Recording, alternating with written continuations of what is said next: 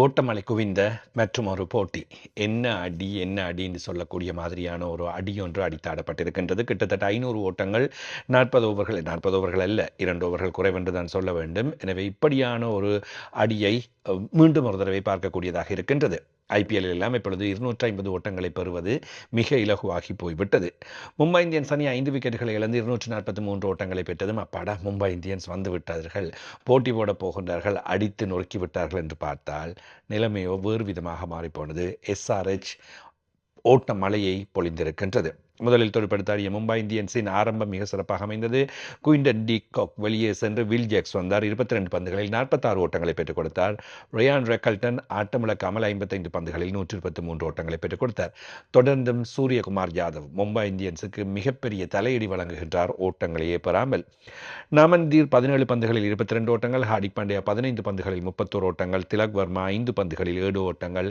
சதமடித்தும் அவரை மிக பின்வரிசையில் துடுப்படுத்தாட அனுப்பி வீணடிக்கின்றார்களோ என்பது போல் தென்படுகின்றது. 5 விக்கெட் இழப்பிற்கு 243 ஓட்டங்கள். பிரஃபுல் கிங் 4 ஓவர் 54 ஓட்டங்கள், 2 விக்கெட்டுகள். எஷான் மாலிங்கவின் பந்துவீச்சு என்று பேசப்பட்டது. 4 ஓவர்கள் 29 ஓட்டங்கள், 1 விக்கெட். இந்த அளவு ஓட்டங்கள் குவிக்கப்பட்ட போட்டியிலும் அவர் ஓட்டங்களை குறைவாக வழங்கினார் என்பதே முக்கியமான விஷயம்.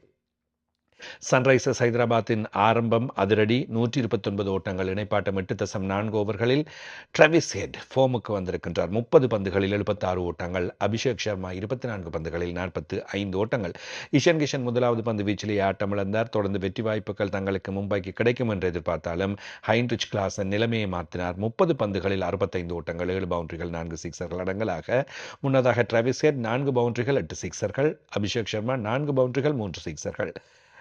நிதிஷ்குமார் ரெட்டி 21 ஓட்டங்களோடு ஆட்டமிழக்க கொஞ்சம் போட்டி இறுக்கமாக போகுமோ, ஹெயின்ரிச் கிளாசன் தனித்து நின்று போராட வேண்டுமோ என்று பார்க்கின்ற வேளையில் வந்தார் ஷலீல் அரோரா.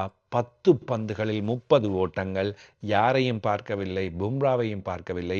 போட்டவர்களே பந்து வீச்செல்லாம் அடித்து நொறுக்கப்பட்டது. 3 சிக்சர்கள், 2 பவுண்டரிகள். போட்டி நிறைவுக்கு வந்தது. 249 ஓட்டங்கள், 4 விக்கெட் இழப்பிற்கு 18.4 ஓவர்களில். முசாஃபர் மட்டுமே 2 விக்கெட்டுகளை கைப்பற்றி கொண்டவர். எனவே இந்த நிலையோடு இப்பொழுது மும்பை இந்தியன்ஸ் அடுத்த சுற்றை எட்டி பார்ப்பது என்பது மிக மிக மிக கஷ்டமாக இருக்கும்.